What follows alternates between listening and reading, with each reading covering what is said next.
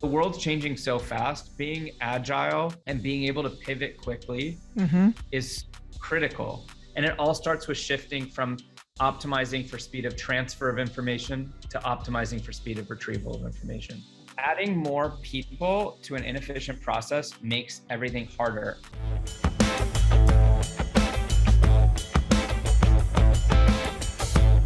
I want to thank Nick for joining us at PivotMe today. Thanks for having me. Absolutely. So Nick and I got connected when I had a conversation with Jay Abraham, and I said, who should we have on next at PivotMe? He said, you got to talk to Nick. So we're so glad to have you today and understand about your work, how you got to doing this kind of work, and how you help business owners get to that next level of success. Well, anyone that's a friend of Jay is a friend of mine. So super happy to connect here with you, April, and share whatever might be helpful to the audience. Absolutely. So Nick, let's start with your background. So we touched on a little bit in the bio, but you started in a very different type of field, but found that it was actually very applicable to what you're doing now. So can you talk to us about the high frequency trader, the work that you did, and how it translates over to your work today? Sure. So for those of you that don't know what a high frequency trader is, basically I'm trading stocks at super high frequencies. So we're looking at nanoseconds and microseconds. Know nothing about the companies that we're investing in, but it's all math-based, right? So looking for statistical discrepancies between the theoretical price and the actual price, trying to, in some cases it's fractions of a penny between what the math says and where it's actually trading at. But, with speed, good math, and a lot of capital, you can make some significant money. So, at a young age, I was managing, $5 to $10 billion of capital in my mid 20s doing that. But the skills that you learn as a high frequency trader, one, it's not just about return, but it's also minimizing your downside, which is something that Jay and I like to talk a lot about, right? We call that a Sharpe ratio, maximizing your return while minimizing your risk. And I think a lot of entrepreneurs are just hearing marketing and growth strategies, which is the top part of that ratio, the growth. They're not thinking about minimizing downside. And you've really got to think about both. And depending on where you're at in maturity of your company, the ratio, how much you focus on minimizing downside to upside. Of course, you need to make payroll, you need cash flow and all that, but that's something that needs to be considered. And maybe it's a little bit less on the downside minimization now, but you always got to be thinking about it. The other thing that it got me thinking in terms of is systems and process, and with algorithms, we're looking at things. How do we shave off a microsecond? And so I've taken that same thinking. How do I make this process 1 second more efficient or 10 seconds more efficient? So I think a mistake that a lot of people make is they're just looking for these huge, like, how can I save 10 hours? Like, the odds that you find one thing that's going to save you a ton of time or make such a big difference, for me, it's really the sum of micro improvements. So that really trained me to look at things, dissect things, break them down into its parts, and try to isolate and celebrate micro wins. And so, if you do the same process 1,000 times a month and you save a second each time, that's 1,000 seconds, right? And if you look at this across all of your systems and processes, you might have hundreds or thousands of processes that in itself, each might be executed hundreds or thousands of times. So actually a second or 10 seconds on any given step could actually be significant, over the course of a month or a year. I love this concept of sum of micro improvements. And I do think that people, I've seen it in my own consulting business, that people look for these big sweeping changes and they think their business and their life is affected by these big sweeping changes, but it's these tiny little improvements. And I love that that's what you turn to. Nick, I want to talk about the work that you do now, but I've just got to stop for a second. Did you say you manage 5 to 10, do you say billion in your mid 20s? Yeah. So on a personal level, how did you handle that? Like, how were you were you grappling with imposter syndrome, or you're so young, or how can someone like you do this already? Oh, that's a good question. I mean, I didn't sleep very well the first, say, year or two, because it's, doing algorithmic trading, there's a lot of different things you have to be an expert at. You have to understand everything from the trading strategy to how the exchange processes in order.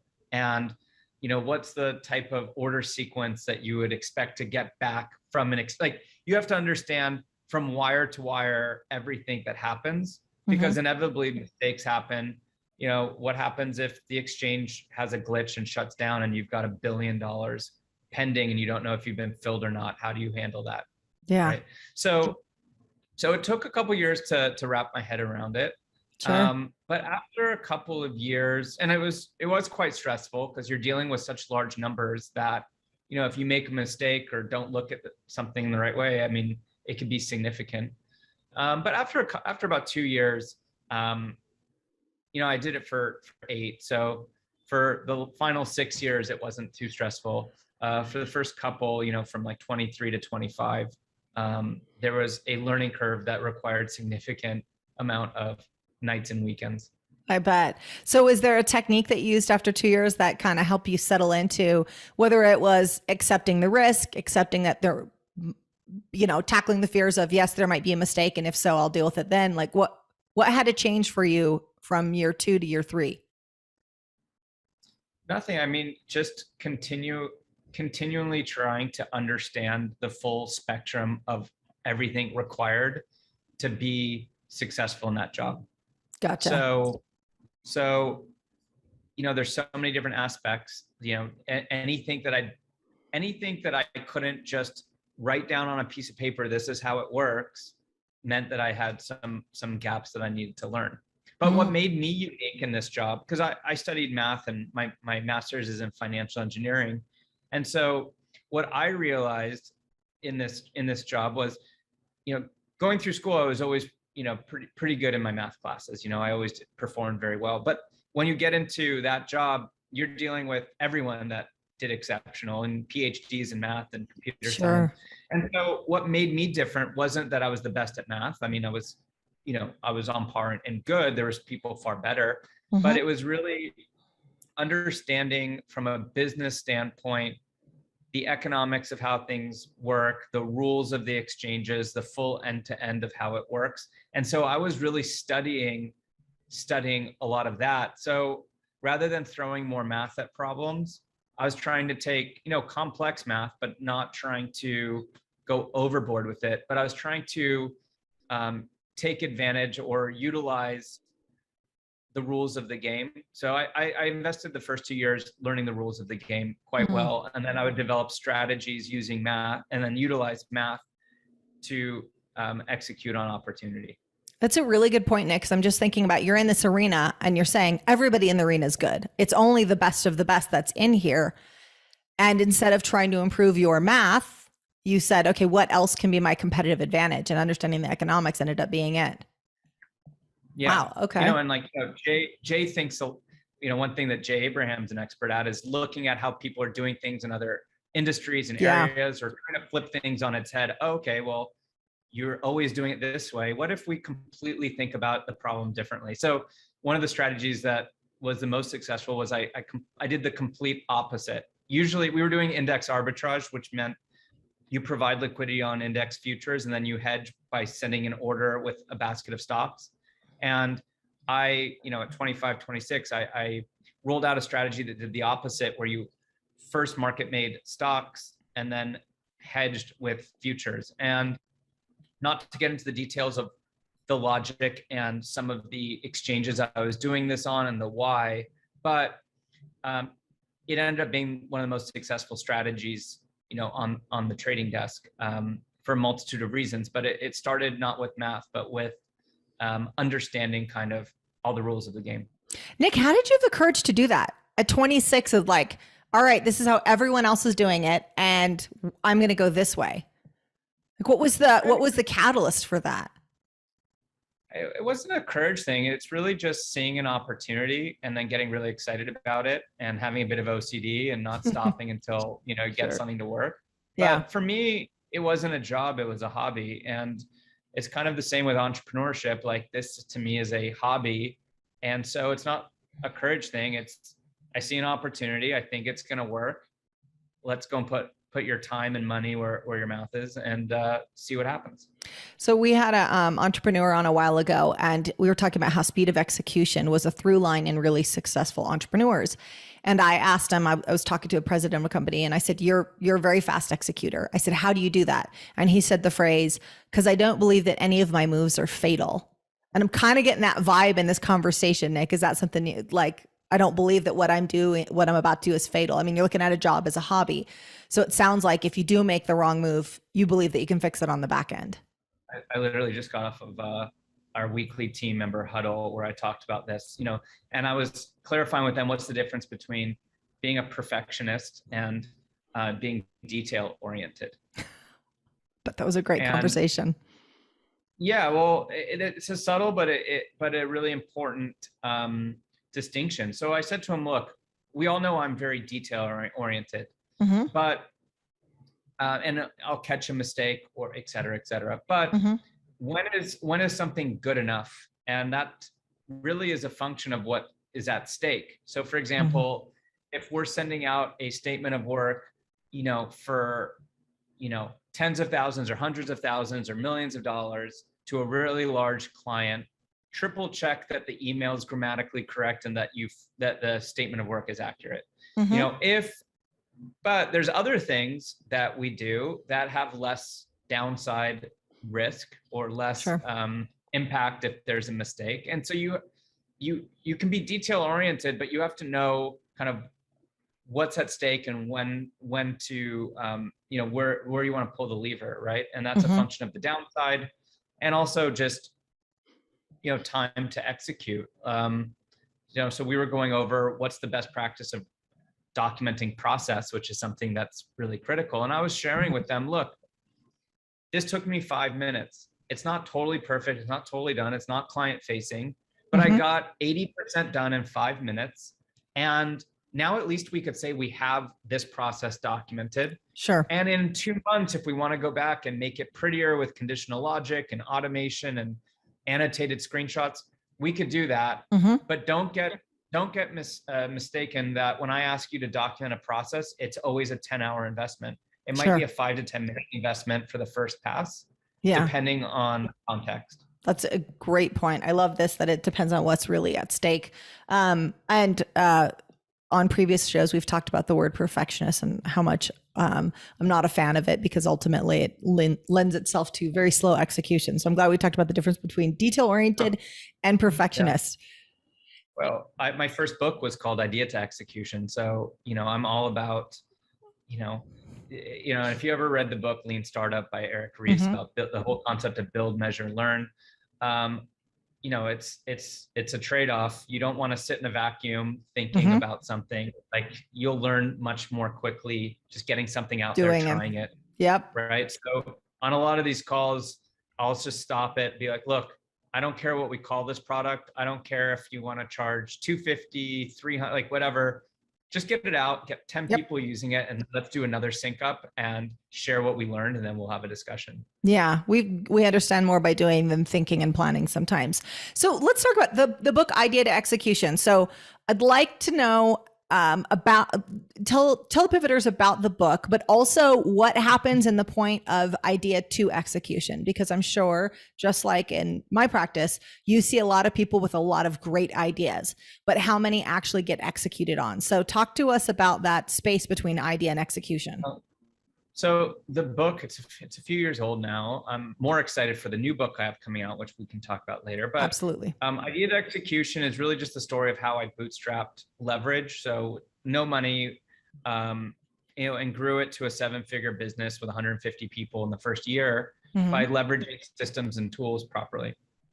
I'm one, ideas are valuable, but if you don't have a system to capture it, prioritize it, if they never see the light of day, they're worth nothing to me. Sure. Right.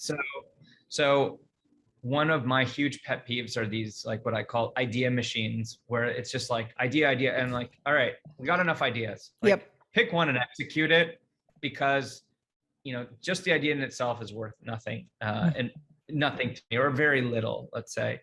So I don't think that right now, probably most people listening are short on ideas. Mm-hmm. I think that they're lacking capacity and capability to execute on any of the ideas properly. Mm-hmm. And by enhancing their capability and capacity to execute, not only will they monetize certain ideas, but they would be able to collect and gather and prioritize many more ideas once they're able to execute. But if you already have a backlog of 100 ideas that aren't getting done, you probably don't need to add 101. Like, probably what's going to move the needle for your business isn't to add like the 101 brilliant idea.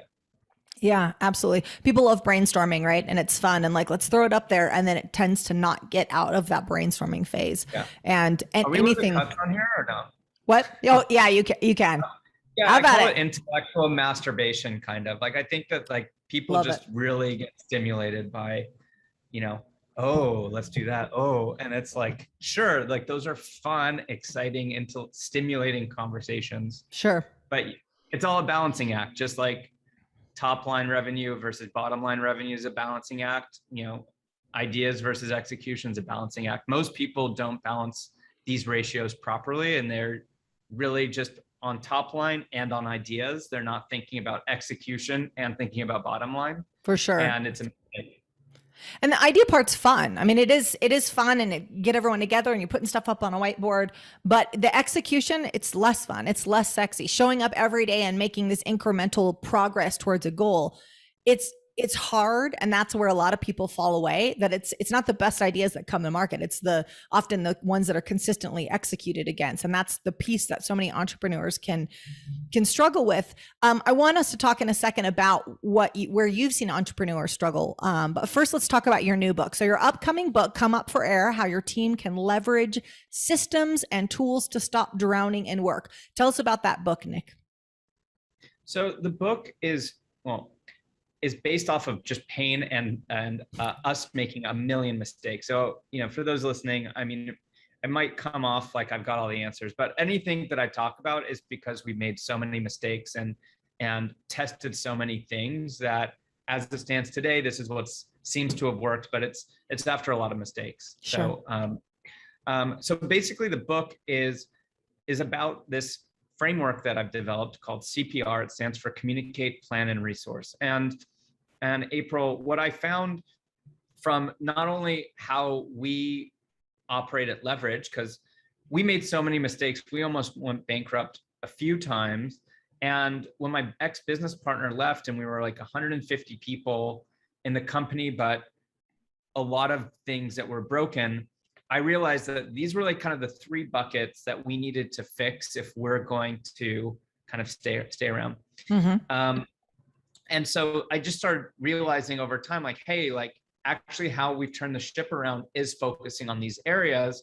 Coincidentally, people started reaching out to me, and I got to work with, small financial advisor firms up to Tony Robbins and Poopery and Ethereum and some very large Fortune 100 companies. And what we found, April, is the problems were very similar. It didn't matter if you were this massive thought leader with a huge team, remote, not remote, healthcare, financial services. Every business in the world needs to communicate internally with team members, externally with clients and partners. Mm-hmm. You need to plan. So you've got tasks and projects that need to be executed. And then resources is all about your proprietary assets, your policies, your processes.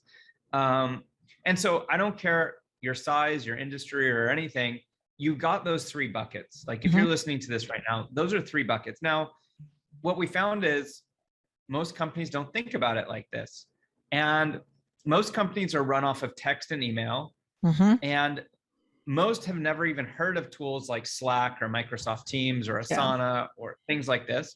And if they have, it's been poorly rolled out to the company. Most likely, no one's ever been trained when to use these tools, how to use these tools. And then what ends up happening is now it's an extra tool that causes stress, and it's just another place to look because they're not getting the value out of it. If you don't know when or how to use a tool, it's going to hurt your company, not help your company. Sure. And so this book is basically all around how your team and your organization can use tools and systems and think about them properly in order to save a ton of time. So we also do at Leverage, we do consulting for, small all the way up to enterprise clients. And when you roll these things out, you can easily save 5 to 10 hours a week per person in a team. Wow. Because companies have what I call a scavenger hunt problem. And it takes longer to find information than it does to get the work done in the first place. So true. At the core, this happens because everyone's already overwhelmed, working at 100% capacity. And so what happens when you're overworked and you're already working 60, 80, whatever it is, 100 hours a week, you try to cut corners. You try to make in the moment something a bit easier because you've got a million other emails to get to. And so what do? You start optimizing for speed of transfer of information. So I don't know, if I'm in my text and I'm on your team, but I want to ask you to get me a report by Friday, I'll probably just text you. And if I'm in my email right now and I need to know what the status is of a project, I'll email you and ask you. And, and amongst other tools.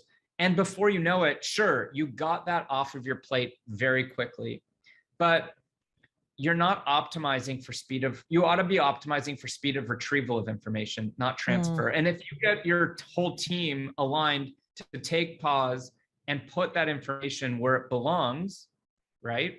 If everyone does it, net, every person in the company will be saving 5 to 10 hours a week easily. But you have to get past, one, you have to understand kind of the theory and when and how to use the right tools. But also it's a mindset shift.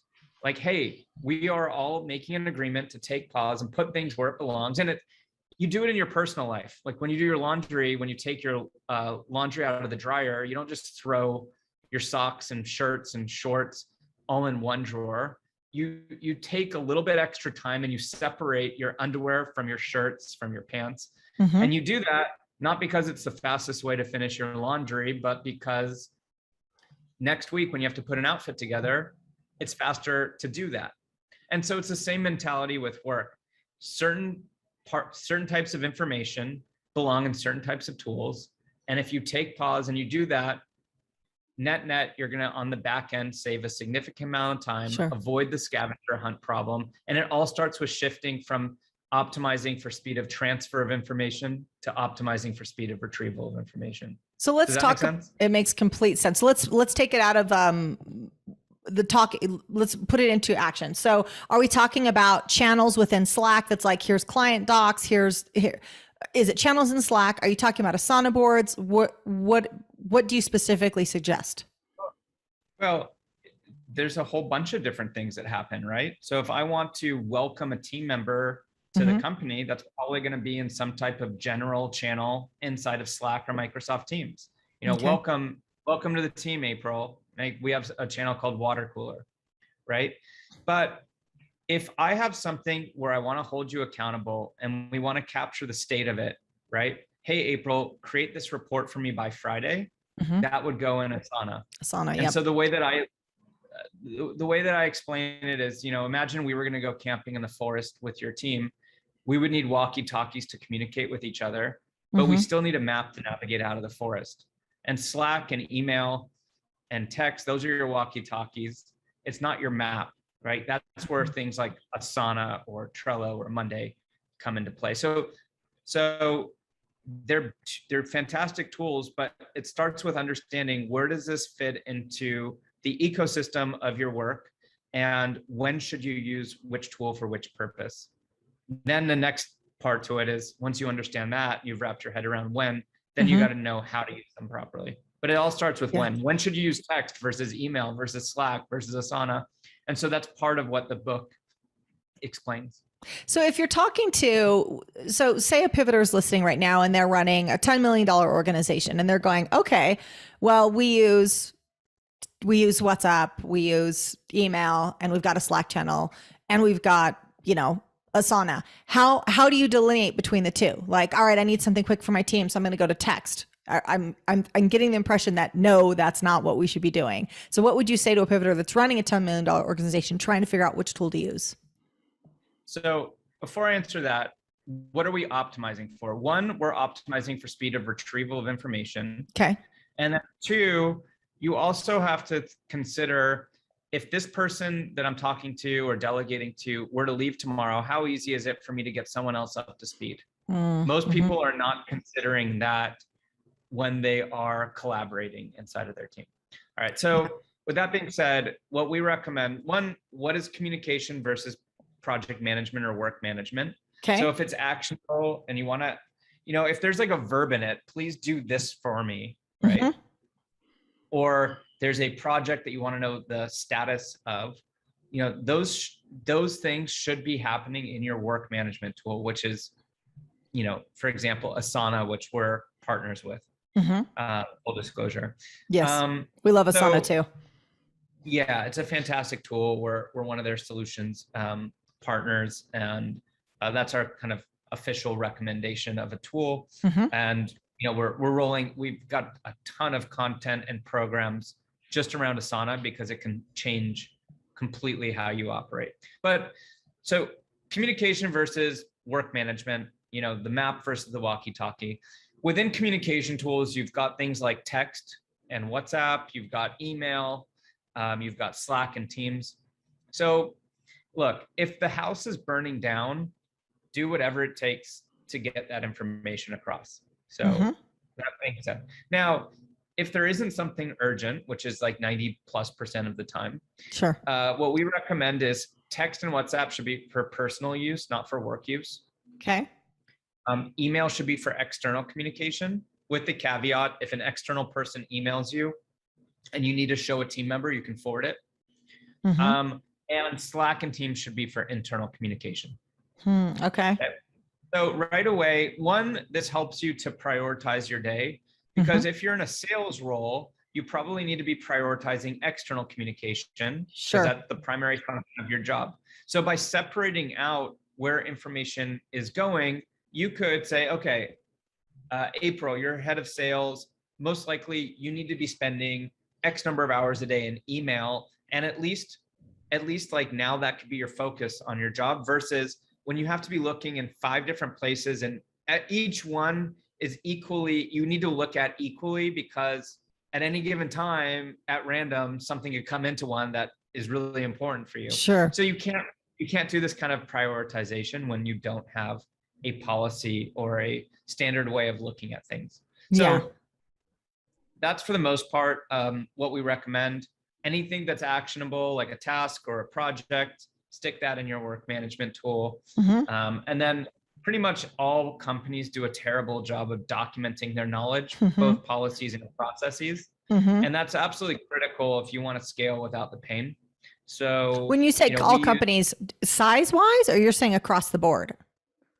Size, industry, like pretty much every company that we've ever worked with that becomes a client. Okay. They are lacking documented things. And that's a problem, because you end up spending a lot of money reinventing wheels. You're sitting on massive risk, because if only one person knows how to do payroll and that person leaves, what do you do? Sure. And then also it's really hard to get things off of your plate if it's not documented. It's going to be hard to get someone else to do it, because it's all in your head. Of course. Unless you have mind readers in your company.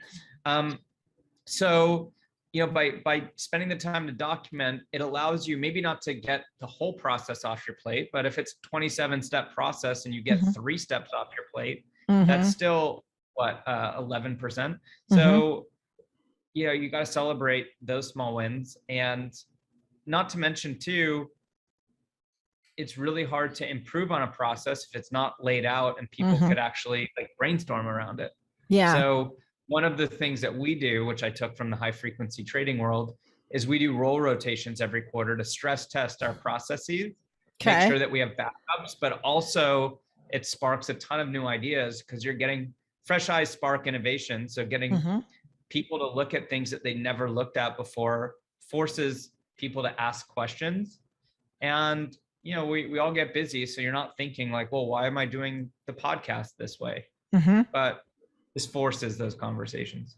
So Nick, if someone's listening right now, I've had this conversation so many times, I'm sure you have too, where they've got their business maybe to 20 million, and you say, okay, well, we got to get some of these processes down because some of them are inside your head. And they say, I don't have time for that. I don't have time to slow down. What are you saying to someone with that response? Well, they don't even do all, well, first of all, they don't have 1,000 critical processes. Like, start with the ones that are critical, start with revenue producing ones, okay, whatever, right? Not all processes are created equal, right? Mm-hmm. Like, the payroll process is probably more important than, I don't know, your podcast process in general, sure, right? Like, if payroll doesn't happen, like, there's some serious problems. If you miss an episode of the podcast, for most people, sure, it's not the end of the world. So prioritize the most important, Mm-hmm. right? And yeah, when you do your quarterly planning, most companies don't do proper quarterly planning. But kind of back to what we first started, don't allocate all resources and all objectives and key results and goal setting to top line. Allocate a percentage to bottom line too, so you make the space for it. Because yeah, look, the world's changing so fast. Being agile and being able to pivot quickly Mm-hmm. is critical, as I'm sure you speak about. Mm-hmm. And like, your business model today is probably going to look very different in a few years, Mm-hmm. for a lot of people. And so your ability to execute and your ability to be agile and change is going to be critical to staying relevant and still being able to grow. Mm-hmm. So, we've pivoted so many times at Leverage, but we've been able to do it successfully because as a team, we know exactly how to work yeah, really well. So it allows us the freedom and flexibility to be able to test a lot of things and change a lot of things, because we've removed a lot of the friction that otherwise many companies have. sure. So Nick, when you're giving this advice on the processes, and I love it, and I'm a fan of Slack. We use Asana. We've got them all. When is there a size in which you need to be looking at this stuff? Do you go, okay, at a 10-person company, it doesn't matter, but once you get to 50-person company, it does matter? Talk to us about that. It matters at every stage. Mm-hmm. The longer you wait, the more operational debt you accumulate, and the more painful it is, Mm-hmm. right? And complexity scales exponentially with team size. So the difference between a 10-person team and a 20-person team is not twice as complicated. It's exponentially more complicated. Say that line again. That was so good. Complexity scale. Say that again. It scales exponentially with team size. Mm-hmm. Okay. So it's not going to get easier when they bring on that new admin person. You're saying it's going to become more complicated the more people they bring on. Right. So for example, a 10-person team, there's 45 ways that information can get transferred to people.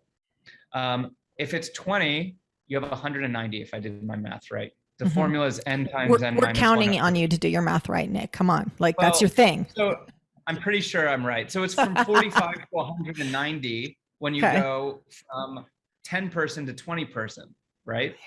So the longer you wait, and then it's really expensive and hard to unwind bad behavior and habits.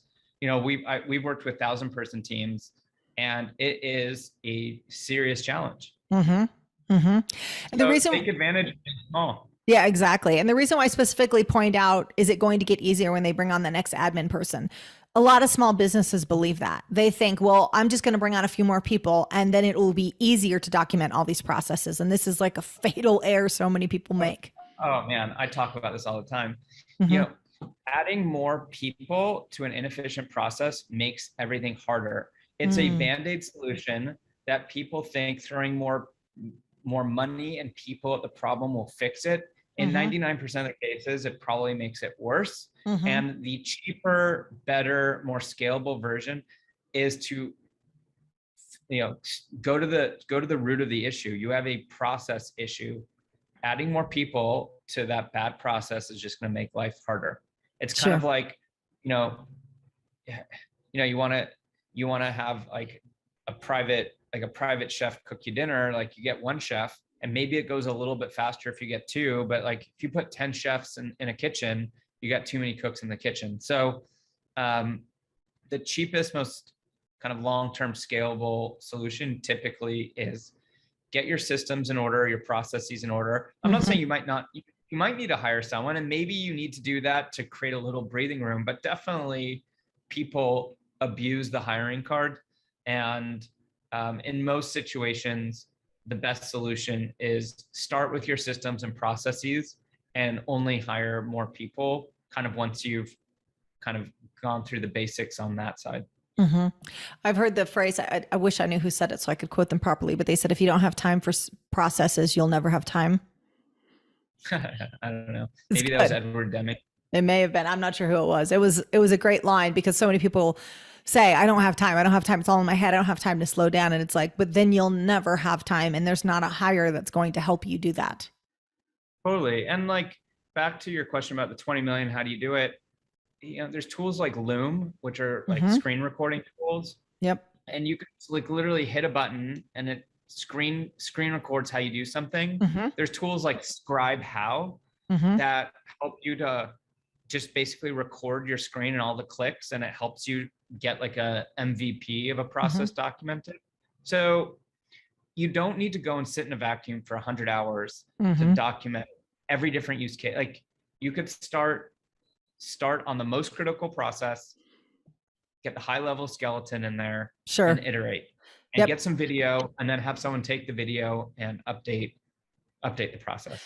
And I think that's key, that it's an iterative process. Like it's not going to be perfect. And this isn't client facing either. This is internal. So if there's a screw up or the screen share doesn't work right, it's fine. One of the people that we had interviewed during 2020 is the CEO of Hide It Mounts. And she said, well, one thing that we did is their manufacturer, everything got turned upside down and they were having a hard time with the shifts. And she said, we started recording all of our processes. This was the time they used Zoom, same idea, screen share, and they started documenting all their processes. When business was in normal flow, maybe they didn't prioritize or just didn't have time.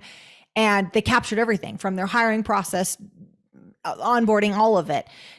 There's always time for that, and it's not client facing, and see it as an iterative process. That is key. You'll make it better on the back end, but you first have to produce something. Yep.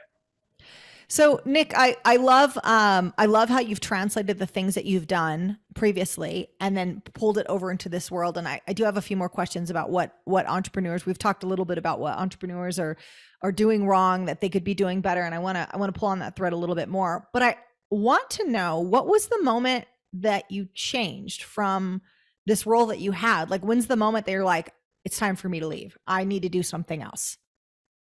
Time for me to leave finance? Yes. So from trading to like, I'm going to do this other thing that's completely different, though applicable. Like, was there a moment that you went, that's it, I'm out? Well, I guess, I was about 30 years old or so, had some money in the bank, and I was thinking to myself, okay, I could go on and in 5 years, like be making some decent money, but I didn't have a wife or kids at the time. Still don't. So I didn't have that obligation hanging over me. And I just thought to myself, a lot of how I make decisions is, okay, of course, like, well, what's the best opportunity? But also I think, if I don't make this decision, or if I don't pick this, how might I feel in X number of years?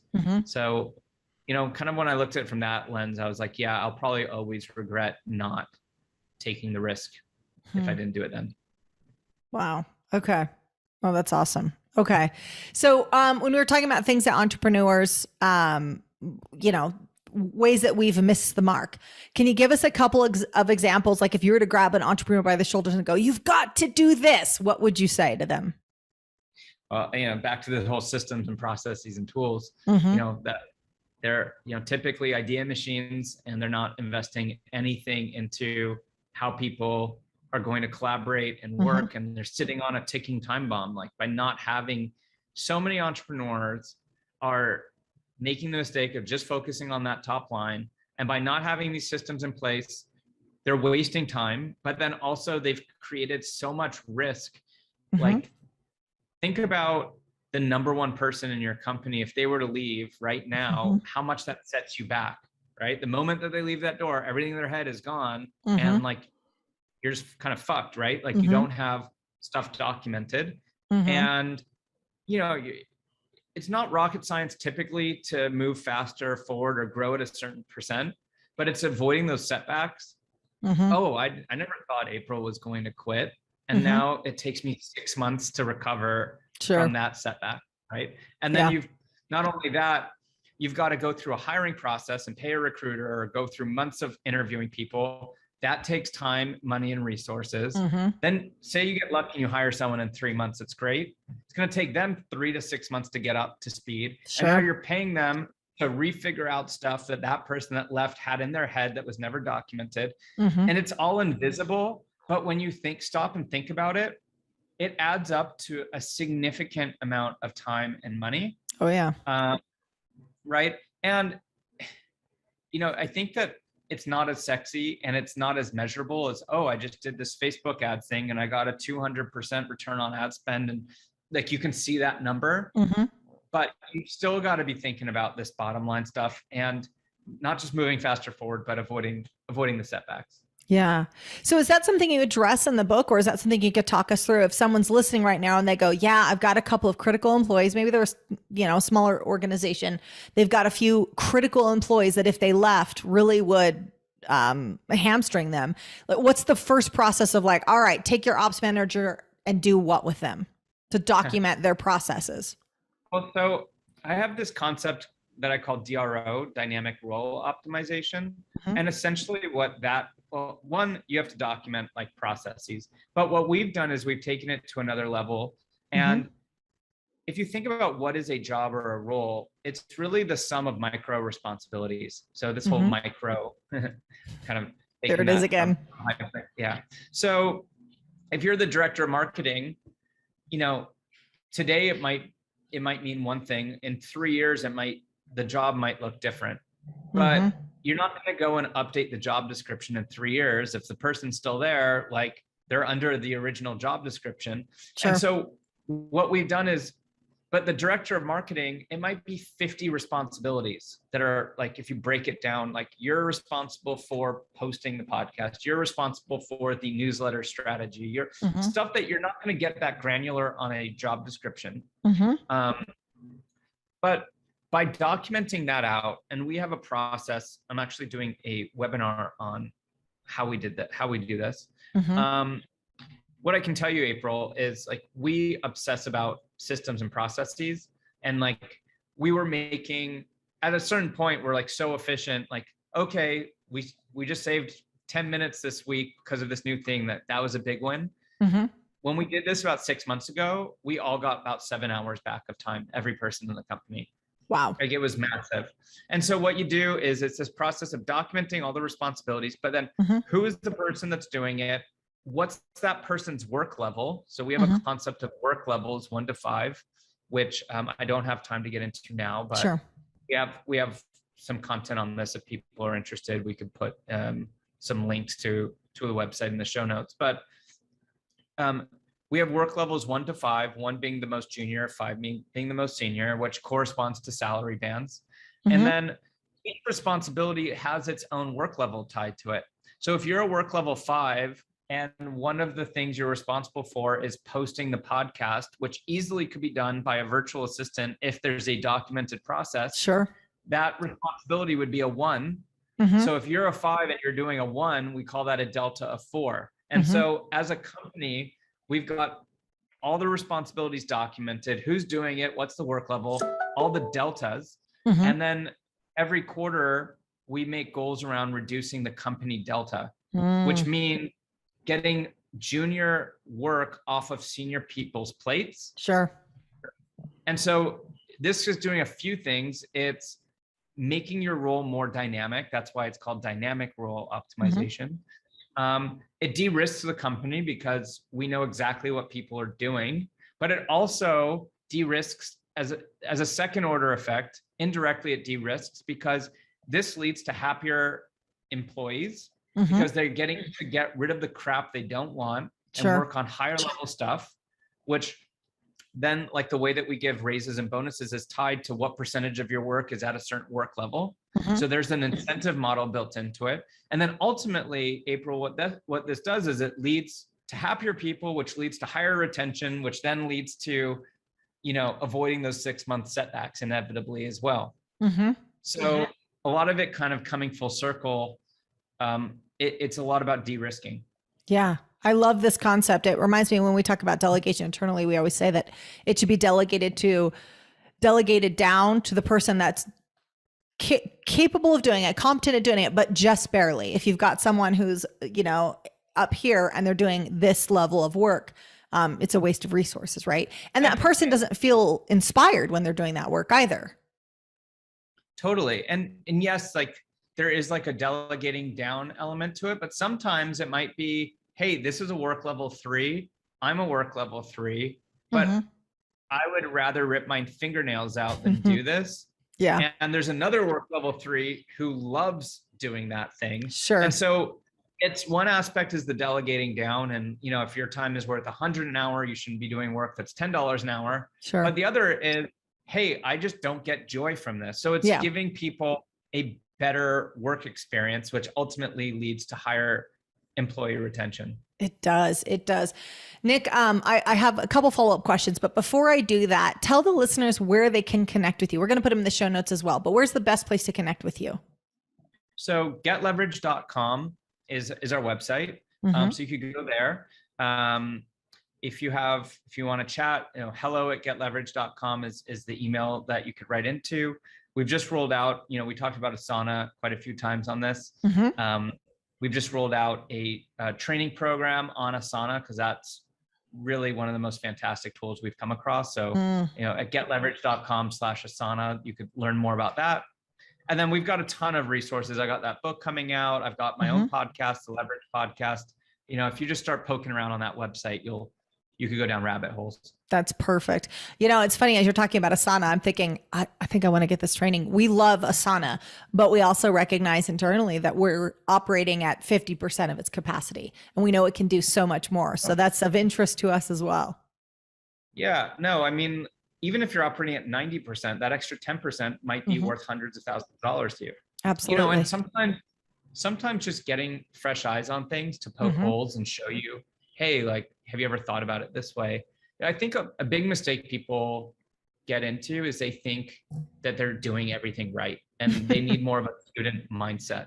Yeah, that's so good. That's so good. One thing we didn't talk about, I'm going to see if we can squeeze this in really quick. One thing we didn't talk about, I wanted to bring up earlier is, so when we talk about a business owner and they're often the visionary, entrepreneurs often are, do you address the idea of, okay, oftentimes a visionary needs to be paired with the implementer, where the implementer is more around the systems and can kind of bring that into the organization, where the visionary is like, I got this idea and we're moving ahead, and they can motivate, but they don't necessarily drop down a level and go, and the processes are this. Yeah, well, look, I'm very close with like Gino Wickman and Mark Winters, who wrote Traction and Rocket. Sure. So I'm very well aware of these concepts. Yeah, look, I think that it's totally valid and fine to split things up like that. But I do think that for the most part,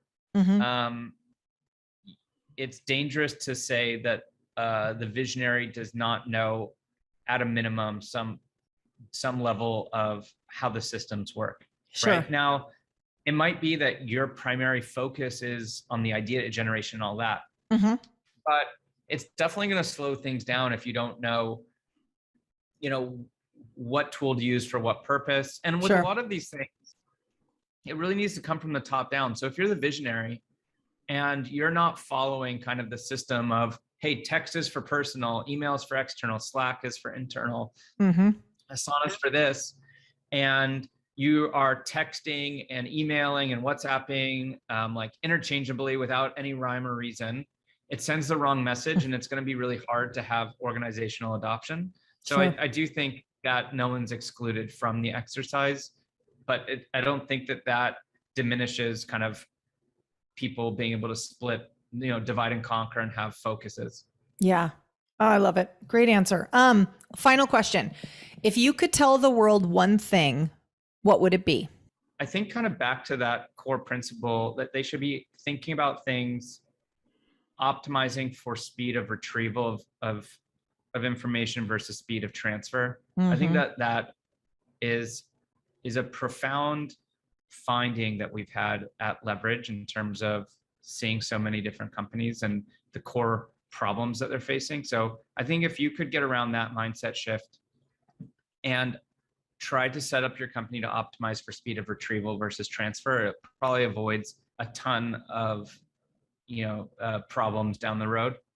Also, we talked on this episode about celebrating small wins and looking kind of a little bit more through a microscope. And if it's a 1 second win, still look for it. I think that's important too. But what are you optimizing for in terms of retrieval versus transfer? I think is probably the first thing to be thinking about. I hope you loved this video as much as we did. We've set up the next one. So if you're ready to get to that next level, join me in the next video. See you over there.